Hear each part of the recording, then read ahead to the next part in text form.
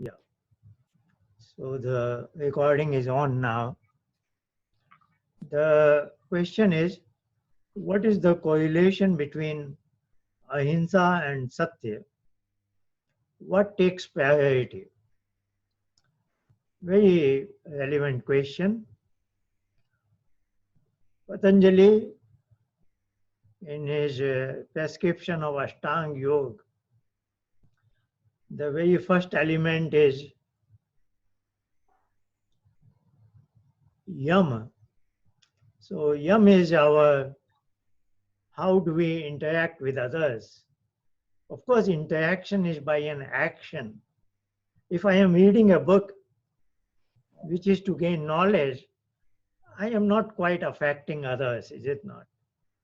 So, you know it, we have five sensory organs to acquire knowledge, and we have five motor organs for action, what is called karma. And in our 24 hours every day, we are engaged either in acquisition of knowledge or action or both. You know, even if I am walking, seemingly I am in action mode, but I am seeing through my eyes. I save myself from pitfalls. So sometimes knowledge and action are together. But knowledge and action are two domains of our functioning. And I think we have discussed last time that as a conscious being, my consciousness, that self, has three extraordinary powers, is it not? Ability to know and to experience an event and to act upon my surroundings. So Sanskrit term is jnana, bhog and karma. And that is true for animals and birds also. But for human beings, there are threefold pursuits in the sense jnana, karma and upasana. So upasana is what meditation is expected to lead me to. Disconnection from body and mind and being with that supreme being, that is upasana. So jnana and karma are worldly functions which, when I use the assets, instruments of body and mind, and when I wish to go in upasana, must get disconnected from both body and mind. So anyway, the question relates to our two dimensions of functioning, namely jnana and karma, knowledge and action. So the question is, what is more important or what has to have priority between ahimsa and satya? Satya has a wider connotation. That is, even in the knowledge dimension, I am obviously interested in knowing all that is happening around me truthfully. Certain things I cannot see through my eyes, then I call somebody, what is happening in your city? Is it not? Because I am myself not able to see it. But when I ask him, I am implicitly relying on him that he will speak truthfully, is it not? Otherwise, that information has no meaning. So I always want to know what is the true picture through my five senses. So when it comes to knowledge acquisition, Satya is not only important, it has to be truthful. Otherwise, it is not worth knowing, is it not? And as a human being, we want to go beyond the visible events to the invisible forces. Like we discussed last time, yes, I can see a wooden desk. And this particular desk, I didn't see the carpenter making it, but I still, with my intellectual faculty, I conclude that a human being, namely a carpenter, must have made this desk. And when I say it, it is a truthful statement, is it not? So, in our day-to-day functioning, I want to know what is truthfully true. And also, as a scientific inquiry, as what a scientist does or what a philosopher does, I want to know truth beyond even the visible events. Is it not? What are the laws governing the natural forces, gravitational force? Why the earth is moving around like this? I want to know two principles that makes things function the way it functions. Why did this happen? How does that happen? Why is it raining? How does the water gets vaporized?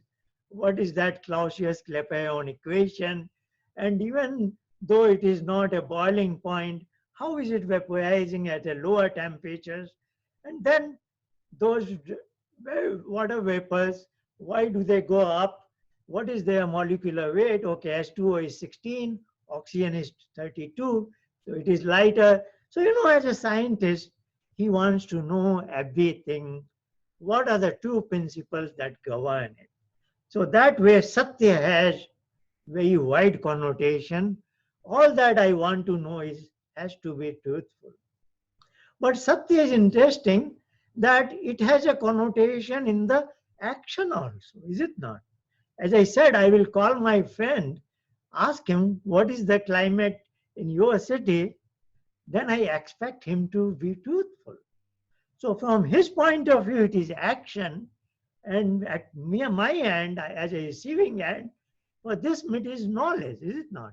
When I hear his words, for me it is knowledge, for him it is action. And of course, we have this flexibility or freedom that even though I know what I must do, what is called my dharma, I can also be making a false statement, untrue statements. When I am filling a tax form, maybe I can reduce some figures, is it not? So we have these temptations. So truth, when it comes to Satya, it has both connotation of knowledge as well as action. Now the guideline to us is nahi satyat paro dharma, for example. That is Manu's state. Manu is saying there is no dharma beyond truthfulness. What does he mean? He means to say, now we are talking action mode. In action mode, we have two statements. One is nahi satyat paro dharma from Manu. And another is from Patanjali Yam. He is listing 5 injunctions, namely Ahimsa, Satya, Aste, Vamchaya, Apayagya. In our philosophy, this sequence is very important. You cannot read it that Satya is first, Ahimsa is later. No. He is saying Ahimsa is first. So, in his case, what is he trying to say? Ahimsa is Paramo Dharma, is the Dharma supreme, so to say. Because he is now talking in action mode. So Patanjali's injunction of Yam is how we should interact with all the people in the society. He is saying Ahimsa is supreme. Now the question is Ahimsa more important or Satya more important? So first I have already described, Satya has wider connotation, both knowledge and action. So Satya is slightly, you have to see it from different lens. When you are in acquisition mode, knowledge acquisition, you are not doing Ahimsa at that time, is it not? Ahimsa is, now let me say, Ahimsa, this is a good question. The questioner has put the term Ahimsa, because in English, usually it is translated as non-violence, which is a misunderstanding, misconception to that extent, I will say. Ahimsa, the right way to translate into English is, it is difficult to translate, but sometimes you have to translate to convey it to English knowing person. Then I will say, not to hurt others. Not to hurt others, is a better way to translate than saying non-violence. Because you can hurt somebody without being violent also, is it not? You can, as a con man, you can lure somebody into some sort of a cheating and you have taken away his money. You have hurt him, is it not? But you are not violent, is it not? So, ahimsa also has a very wide connotation. If you translate it properly as not to hurt others, but of course it is in action mode. Now, even in action mode, one could say ahimsa is first, even or satya is first, like Manu has said. Because if you look at satya also, if something is painful to you, say there is a knife, somebody hits me with a knife, it causes pain to me, is it not? Then I will say, I don't want to put this knife on any human being, or for that matter, even on an animal, because he will also feel the pain. So, feeling the pain is a truthful realization for me. And I don't want truthfully to cause pain to anybody else by any means. So, when I follow the principle of truthfulness, I will not hit him, is it not?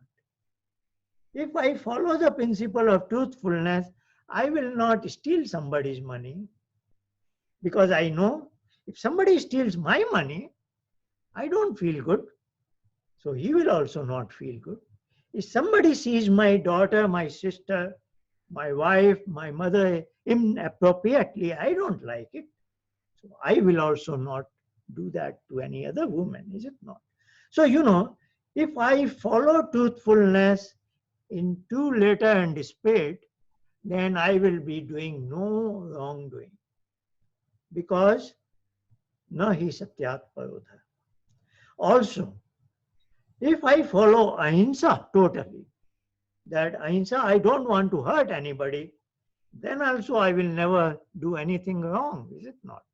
Because if I say somebody a lie, a untrue statement, I am hurting him. If I take away somebody's money, I am hurting him. If I am looking at a woman inappropriately, I am hurting her and her brothers and all the relatives. I hurt them. So I will not. So when it comes to action mode, Satya and Ahimsa are two sides of the same coin. It just depends which way you look at it, is it not? So Ahimsa Paramo Dharma is also a very correct statement. And Manu's statement, Nahi Satyat Paro Dharma, is also a very really correct statement. So that was the answer. The question was, what is the correlation between Ahimsa and Satya, and what takes priority? Is there any other question? Otherwise, on talking about action, I have a question from the last week, Monday. The question goes like this. There are several types of things in the context of action, what philosophy of karma is. Karma is a philosophical statement, like I am drinking some water. If I drink water, it is a karma, it is an action. But seemingly it doesn't affect others, is it not? It's a very personal thing. So it is not quite karma from the point of view of law of karma. It is just a mere activity, is it not? So karma is a technical term in our philosophy that affects others one way or another, directly or indirectly, at this moment or slightly later. And then it will come back to me in terms of law of karma, is it not? So karma is a technical term, and we are in the context of, in that context, the question is asked. Then there are several possibilities are mentioned here. Number one, sometimes we do bad action with bad intentions, where, like a criminal is going for a murder, rape, or burglary or something where he knows, in deep in his own mind, he knows this is a wrongful action. And his intention is this. He knows it, knowingly he's doing it. To gain, make some personal quick gain, is it not? So that is a possibility that somebody does a wrongful action and is very well aware of it with very bad intentions, is it not? That is, by any account, by any universal standards, everybody will say that is a bad karma and it will bring bad rewards in terms of pain in his life. But that gestation period may be zero, may be long, maybe super long, maybe not even in this life, some other life. But definitely it will be there. That is what we are told. And we indeed see in this world that all sorts of rewards come to us. We don't know exactly which karma is bringing what reward at this stage of our life, is it not? So this is a bad karma, bad intention, very clear. The second possibility is bad outcomes without intentions. I did not have bad intention, but it was a accidental. Something happened. Seemingly, I am the cause of it, but I didn't cause it really, knowingly. Is it not? We get into all. And as a gentleman, we just say sorry at that point. And the other person also knows it. But it could be a very drastic outcome, somebody's death. You were driving carefully, but a child somehow runs fast. You were within the speed limit, but somehow just things didn't go the way they should have gone, and the child has been hit, badly injured, or whatever it is. So the intention was not bad, but outcome is bad, is it not? So of course, even in the law of the land, all these considerations are there, is it not? And I must say at this point, anything human being has made is always in the image of the universal law. Like we have these light sources, they are in the image of this sun. So I say it in the context of law of land. Every government, local, federal, or state, or whatever it is, they have certain law of the land. That is also in the image of the law of karma. Though our image is never 100% correct. So what I am trying to say is, for certain bad actions, sometimes the law of land may give him punishment. Sometimes the murderer may be able to walk away, is it not? No detective can catch him. But still, the law of karma will act upon it. So, if the law of land works slightly insufficiently under the reference line or over the reference line, then law of karma will adjust. Law of karma is very wide. That law has very wide possibility that will make its own adjustments. But when we talk of law of land, the law enforcement agency, the justice system, everybody has to play its role. They also have to function in the correct manner because it is for them, they are being tested. Are they performing their actions properly or not? Is it not? When the judgment is to be awarded to a criminal. So when the intention is not bad, but outcome is bad, there is a lot of leniency. And of course, law of land is not perfect, but law of karma will take care of all that imperfection and will be perfect. That because that is a supreme being, there is nothing but perfection there. We may not understand it. Now, inaction when action is needed. This is a very good question. Very good question. Very important also. Because when it comes to philosophy of karma, at any given option, circumstances, We have infinite options. And one option always is not to perform. In Sanskrit, we say kartum, akartum, na kartum. Kartum is exactly doing what my duty is at that point of time. Akartum is opposite of that. So kartum is like what we will say my dharma. Dharma is not religion, my righteous conduct, which will be universally acclaimed, is it not? What is good for all, everybody will say this was right. Sometimes as a human being, that is the way we are human being, different from others because of the freedom. I can do, even though I know my dharma, I can do opposite to it.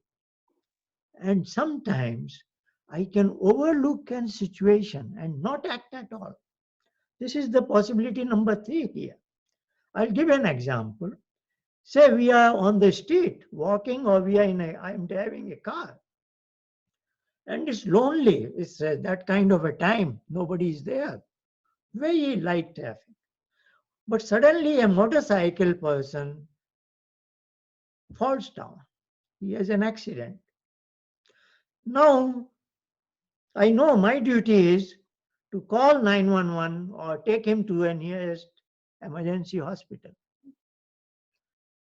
That is kartum. Opposite of this is nobody is seeing me. I can go to him. He's unconscious. I can take away his money, his cards, his many things, phone and all that, and go away. Everybody will say that is bad, is it not? So first was kartum or kartum. And the third option is I just ignore as if nothing has happened, though I have seen it. I have seen him falling, but I say, I don't want to get into all this. I have to rush for something and I ignore the event that has taken place. So this is inaction. But in Vedic philosophy of karma, there are 3 and this is multiple. You can think of in between possibilities. But when it comes to law of karma, there are only 2, dharma and adharma. So inaction will go into adharma, is it not? So you may say, I don't want to get into these worldly things, let somebody come, somebody else will do that. But no, in the eyes of the lawmaker, law enforcer of law of karma we are talking about, this is, inaction is coming under the purview of adharma. Not as bad as stealing his money and phone, etc., but still not doing the action at the right time. So that is also the 4th possibility was bad thoughts but not becoming action. So here it is, I am not doing any action, but you have ill thoughts about others, is it not? Sometimes we think bad about others, though we may not do harm to him.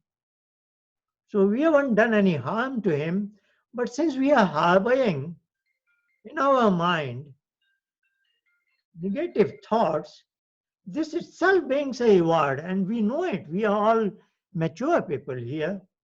If we have bad thoughts about others, our mind gets crooked, gets corrupt, is it not? And that is immediate reward of our bad thoughts. We become a negative person. Even our face is not that pleasant, is it not? If somebody is always on the negative side, he is not a pleasant person, and he is himself loaded with all sorts of negativities that affects his health, brings more stress, anxiety, and all sorts of negativities.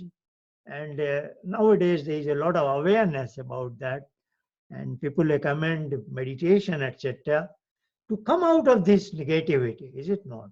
So this is bad actions, though in the worldly sense it is not translated into visible actions, but still, action is aggregate of thoughts, words, and actions.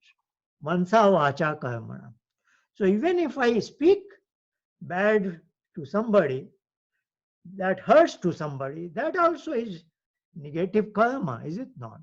So, negative thought may not seemingly look like I am harming others, but I am harming myself, and I am myself getting into such a corner that one day I will begin to harm others. Even my family will not like the sort of negativity I am falling into, is it not? So, in this question, they are related to karma. They are related to four different possibilities, but we have discussed them. While on this topic, I would like to say that's the beauty of the Vedic philosophy. And since I always, because I am so much in the meditation, upasana, and all that, anything I think somehow that comes out, I utter those words. So I want to say here, in our way of looking at the things, the way we have been guided by our philosophers like Kapil, author of Sankhya, Patanjali, author of Yoga Darshan, etc., they have told us there are basically three kinds of people in the world. That is based on action. So I am just supplementing this question to give another picture, because the actions have, karma have another possibility, which we did not talk last Monday, though we discussed a lot about law of karma. So I want to bring it one more aspect. So there is a statement in Sankhya that there are three categories of people. They are basically, they are termed as Manushya is average, then on the negative side is Rakshas, and on the positive side is Devata. This is due to these categories are based on the action, karma, not knowledge. Knowledge wise, somebody may have PhD and very high, but still he may be a Rakshas, is it not? So, based on this is classification or categorization is based on action, how I affect others. Last time, if I remember, or because there are so many sessions, I get mixed up. No, not in this particular session. But we have to remember that because the birth and death is cyclic, so the fact that I have been born in this world is because in my mind there are certain deposits. Those deposit is called karmashaya, because I have performed some karma prior to my birth in this life, and they have not yet reached their gestation period, and they have to get their rewards ever, is it not? So I must have by birth, so that that ledger book thing balance has to be brought to zero. Otherwise, there is always life after birth, after death, and so on and so forth. Now the question is, I start my life with some deposits that is called karmasha. There is another term for that in Patanjali's philosophy and Sankhya. That term is called klesh. Klesh is like avidya, which is wrong knowledge. And one wrong knowledge is, which we seemingly all of us have, that we think our mind is our ultimate seat of consciousness and not the self inside. So we care a lot for our body and mind. Don't bother about who I am, the self really, who is the owner of body. Anyway, so there is some clash, and that clash is ignorance. And based on my past actions, I have certain cravings. We all desire certain things, etc., etc. So those are certain deposits. That's why I was born here. Now, as I have been born, the average human being, under the influence of clash, wants to get away from all that is painful, and if possible, increase his joy and pleasure, happiness, is it not? So we want to minimize our dukh, and if possible, get more sukh. That is what every one of us. Nothing wrong in this. That is what as a child we have been doing, and as we grow up this. If we do it legitimately, without hurting others, then I am a nice person, is it not? And that is what is the average Manushya. Average may not be exactly that 50% people are in this category, but most of the good people are in this category. Now this, if this is average, there is a downslide. Downslide in the sense, now the person has become adult, he is smart, he thinks he is smart. Now he is, to gain his sukh, he is willing to harm others, is it not? He goes downslide. That is what we talked in terms of Satya and Ahimsa and Dharma, etc. So he is compromising. And then this is downslide, is it? Now, which we have already discussed in the previous question, two questions we have handled today. Now I want to tell you something about the upper, the Devta part, which hasn't come in these questions. That's why I started this topic. Now, this is a very unusual person who is not guided by the worldly pleasures of life, is it not? We all know it. There are some people, they are just doing their duty and they have no interest in its rewards. Though they are not idiots. They also know good karma brings its reward, but they just don't bother about it. Isn't it? Most of us, we are working to get a paycheck at the end of the month, is it not? But there are many things we do, say at home, or we are a volunteer elsewhere, where we do certain actions, we are performing karma without expecting anything in return, is it not? And most visibly visible part of our life is when I get married and become my mother or father, is it not? That is why there is a statement in Upanishad, Matru Devo Bhava, Pitru Devo Bhava. As a mother, I become a Devta, or as a father, I become. Why? At that time, I work hard for my child.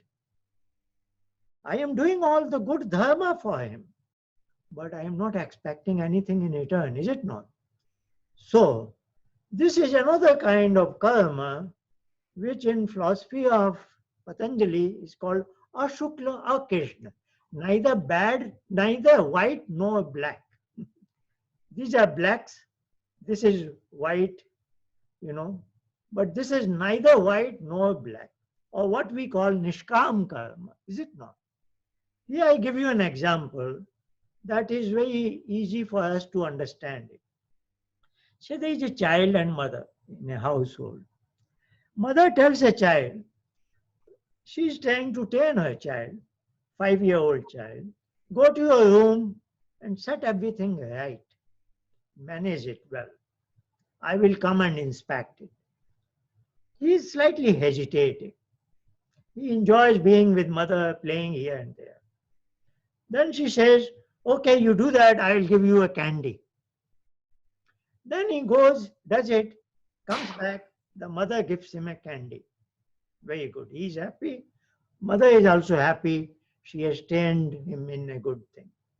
But look at the similar second household where the same sort of a child and mother, the mother says this and child quietly goes there and does all that, comes back. No reward was specified to him and the mother gives him no reward, no candy. If we ask the second child, why did you do it? He will say, my mother asked me to do it.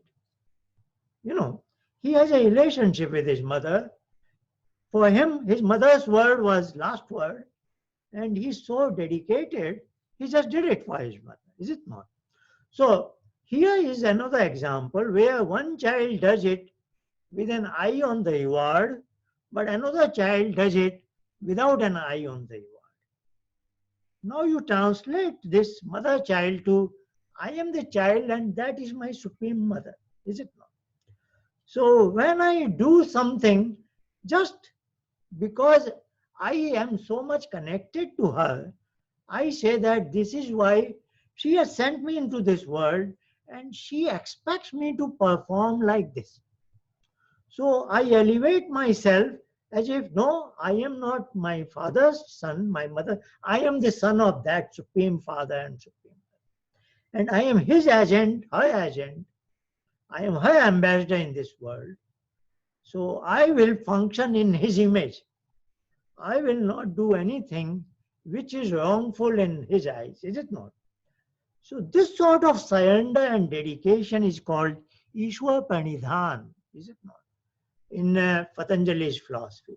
So here I wanted to make, there are a lot of instances have been discussed in philosophy of karma, but this is also a very interesting thing to know that many of us, we become mature enough, and that is what is business of all these Vedic principles, to get enlightened, be aware of there are certain also laws of the nature, is it not? They also function in this world, and if I align myself with those principles, I will have a better quality of life, because when I am in her shadow, just like a child is in mother's lap, that is a very different kind of joy and happiness, is it not? If I am in her shadow, that will be a different quality of life. That's what we want people to taste it, is it not? So Upasana gives you, of course, deep sleep is good. That comes to us as default, where the taste is there, but it's slightly distant mode. In real time, I can have that taste in Upasana, in meditative. And when I am succeeding in that, I will automatically be rising upward, is it not? So in Vedic, in the jargon of meditation, we don't give a lot of motivational speech. We just say, you devote 15-20 minutes a day in Upasana, being in the lap of that Supreme Mother. Because we know it, that magic will transform this person into this category, is it not? So Satya, Ahimsa, just one word is enough for your life, and you don't even need a word of philosophy. You just become like that. That is the magic of that mother's touch, is it not? So I think we have discussed a number of aspects related to philosophy of karma, which is very, very important. And we are so fortunate that we have a part of the Vedic legacy and heritage that can educate us on all this. This is very complex law. But, like Sankhya makes a statement which is almost like Heisenberg's principle of uncertainty. Like like Heisenberg's principle says, a tiny particle, either you can know its velocity or its mass, not both at a time. It is theoretically impossible. In the same way, Kapil is saying it is impossible to know at this point what reward or what actions I am obtaining, is it not? It is impossible, because that karmasha is coming from lives and lives, thousands of lives in the past. So law of karma, how does it function? How Patanjali and his commentator Vyas, that is a very complex topic. If some other day maybe I will try to explain it. I have to make sketches and diagrams because it's very complex. So maybe some other time. But let's open it out. There is one more thing. Here, is it okay to lie if the intention is not to hurt others? Very good question. This is also, this is a dharma sankat kind of a situation. Apad dharma, what is called. This is a classic example is given that you are in your house front garden, something like that.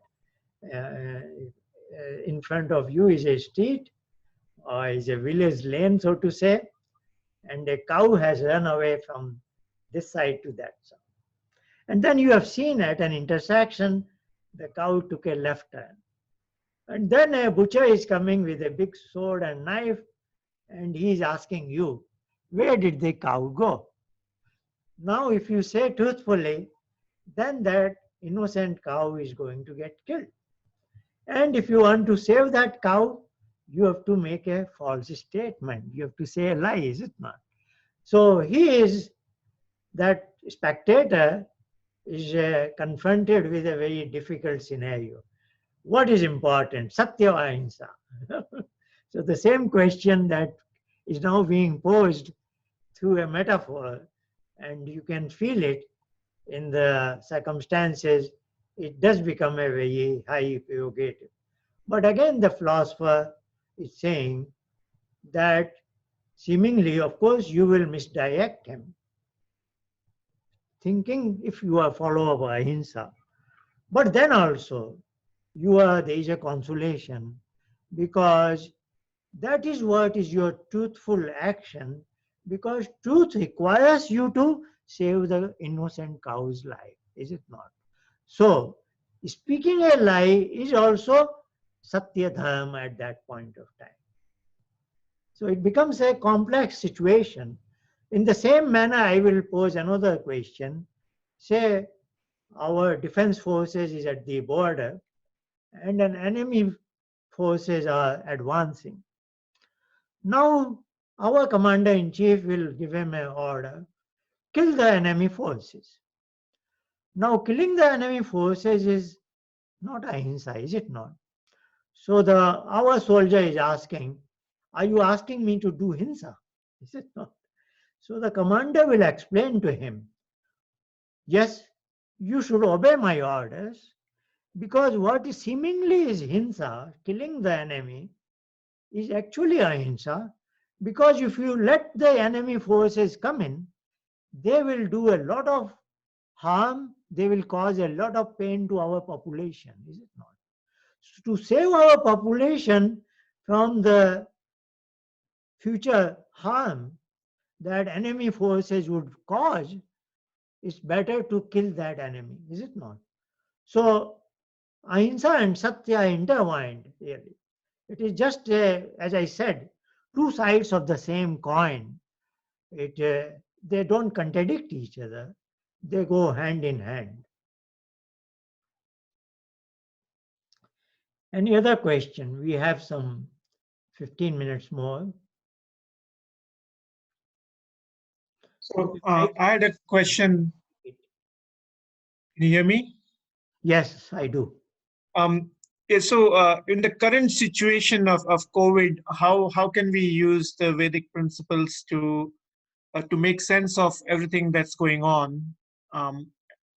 Especially when you kind of think about, why are only certain people getting more affected? Are there like a special law of karma comes into play in such a wide event worldwide? Yeah, very good question, because as I said, the whole subject of karma and law of karma is highly complex. So, like something has happened somewhere, starting with a city in China, Wuhan, and of course, somebody has done something wrong.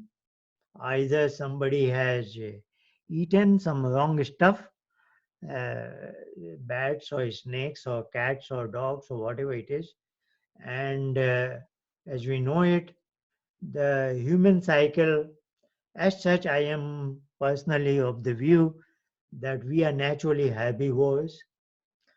And even as a herbivore, if some of us becomes meat eaters, carnivores, or both, they eat this as well as that. But generally in the animal kingdom, a lion is a carnivore. They survive only on meat and not on grass, not on plant. But some human beings, they want best of both the worlds.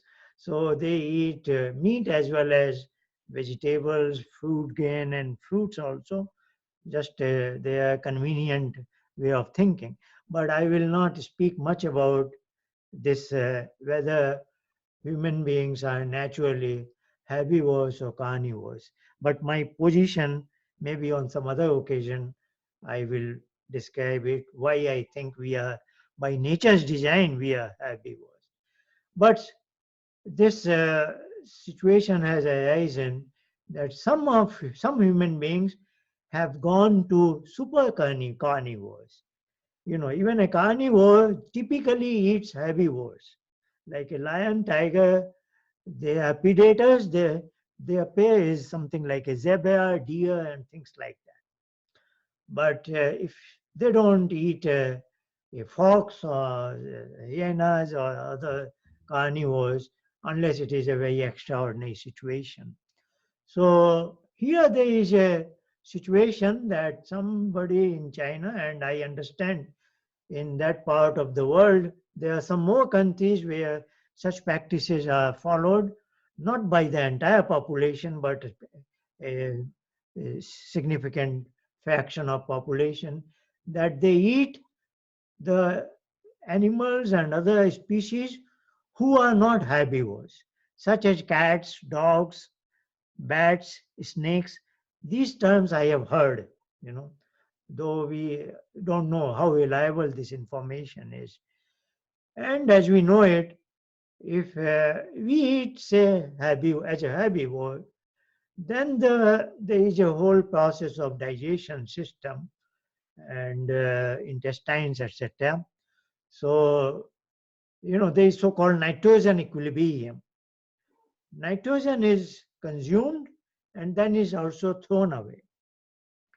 So there are certain cycles where we consume basically carbohydrates and certain other chemicals as fats and protein besides carbohydrate. But other things are trying to maintain certain balance. This balance system is very important in the understanding of the nature. For example, in the atmosphere, we love oxygen a lot, is it not? Because that is our respiratory system demand, you know. But oxygen is only one fifth in the air. The major part is nitrogen. So somebody say, what the hell is nitrogen is doing? It is useless, is it not? But that 4/5 of nitrogen is very important because nitrogen has a one unusual property. In liquid nitrogen, anything can remain like this for thousands of years. It doesn't go through any decomposition. Oxygen causes decomposition, is it not? Decomposition looks a negative word. Whenever there is a D, it's a negative, is it not? But that is very important that things should decompose. So when I eat food, all that chemistry must happen, is it not?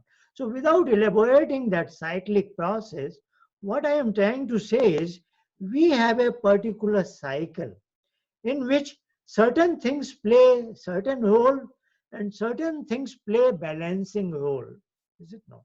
And certain things are absolutely unwanted. Like something is poison for me, but that could be the food for another species. They have a very different cycle. Herbivores have a cycle like ours, is it not? But carnivores has a very different cycle. And snakes and bats may have different cycle. For us, there is something very dangerous virus. But that same virus within their cycle maybe is a far part of that cycle. Are you getting me? So there is nothing bad in this world except that everything has its rightful place. If you disturb that, you are causing a very great harm, is it not? So what probably has happened, this bunch of super carnivores, if I could call them, they have done something mischievous and that has brought something which we call coronavirus number 2019, whatever it is different from SARS and the previous coronavirus. But we have had some previously also. So this has been a recurring lessons always. 10 years later, it comes again. People forget all this. At that time, it was swine flu, some bird flu, and now it is some other kind of Wuhan flu or whatever you call it. So carnivores have introduced in the human system a thing that was not supposed to be in this. And these things Like there is a lot of bacteria in my body, is it not? Bacteria are part of my system, you know. And many bacteria don't cause any harm to us, is it not? They enter into the body, they multiply, they go away. All this is part of the system. Indeed, the digestion system means multiplication of bacteria, is it not? So all this is complex things. I don't know much about it. This is not my specialization. But what I understand with my limited knowledge, that something from a different cycle has somehow entered into a human cycle. And then it is causing havoc.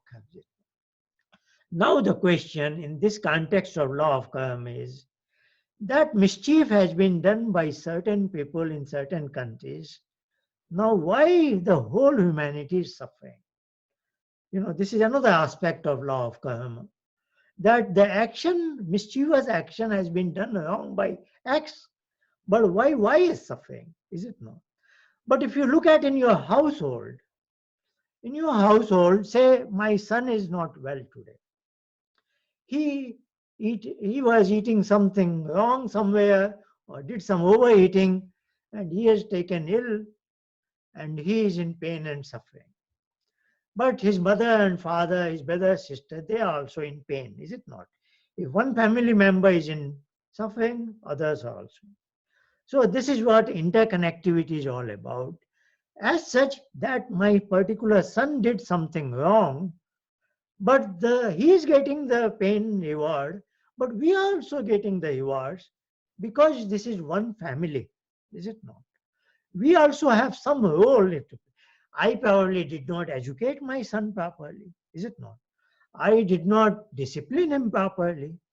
So we all are suffering because of one family member's wrongful action. Now, indeed, the entire humanity is one family. All of us are interconnected. And come to think of it, we also have a role to play. Like today, you know, I am thinking, look, Vedic principles are nice, this and that. So let me convey it to some people. I could have said, why the hell I should bother? My Houston gives me a salary. Whether I conduct this class or not, is it not? I could have done without this session, is it not? But still I say no, because this is our human nature. Not only nature, this is our human duty. That whatever is excess of me, I should give it to you. And whatever is excess in you, you should give it to me. That's how the whole society functions. That's what a plumber does to me. I can do something to. If nothing else, if he's not interested in Vedic knowledge, I give him money. Is it not? That money I got from here. So actually, everything is cyclic, is it not? And we are all trying to take away others' pain. That's how our professions are there. Everybody, a plumber, electrician, if you ask him, everybody's legitimate profession is finally guided to diminishing pain and suffering of others, is it not? And that is what the human society. Those who cause pain to others are bad quality. We have discussed all that. Now here the question is, seemingly action has been taken wrongfully by far away, somebody else, thousands of kilometers away. But then why are we suffering? The answer to this is, just like in a village, say there is a water pond and it's filthy, and you keep your house very clean, but due to that water pond, mosquitoes are breeding, then those mosquitoes will enter into everybody's house, even into a clean house. Now you may say, I am keeping my house clean, but why do mosquitoes come into my house? Then I think the answer to that is, well, you have a duty towards your community also. You have not only keep your house clean, your village streets, your water pond, all that should be clean. Otherwise, that situation will be causing some effects on you also, is it not? So we are all interconnected. You can see within a family, within a village, but we are short-sighted. We don't see that huge world as such. Of course, we know Vasudhaiva Kutumbakam and all these nice words, But that is literally true, that the whole world is now global village, and that's what we are seeing, that what has happened in one small community has gone out of control. And of course, people are traveling. Today we are in a technologically very advanced world, fast travels, etc. But we have a responsibility. Is it not our responsibility to educate others what their natural food is? And first is at the level of carnivores, there should be less. And then we should also be trying to say that such super carnivores are really no for us, and hopefully. Now, one Chinese city has taken a decision that they have closed such markets, but of course, it has to go to all universities. Did I hear another question?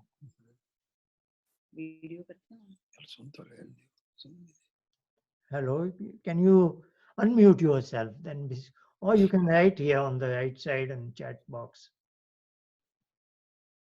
Any question? Probably it was not mute and somebody uttered some words. So anyway, the time is coming to its end, very close to 9 p.m. Thank you all for joining me for this session, and see you again. Is there a question? Namaste. No. Namaste, Acharya. Namaste. Namaste. Namaste. Okay. So you are welcome to this session. We come every Monday, 8 p.m. Houston time.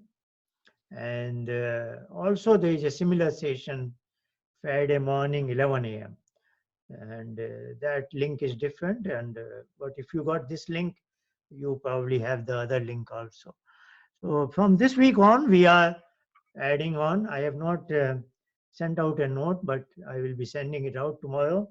From this week, we are doing a brief meditation session Friday morning, 10:30, 20 minutes meditation session, just before the question answer session. So 10:30, there will be meditation. What I keep talking about, Patanjali's philosophy of Yoga Darshan and Kapil's Sankhya. So based on that, very authentic, very efficient. I'm very proud of that thing. And 10:30 is meditation. Then 11 a.m. is similar question answer. Thank you again for joining me. Thank you for a great session. Thank you. Thank you so much. Very grateful, Acharya-ji. Thank you so much. See you again. Mute. Namaste. Namaste.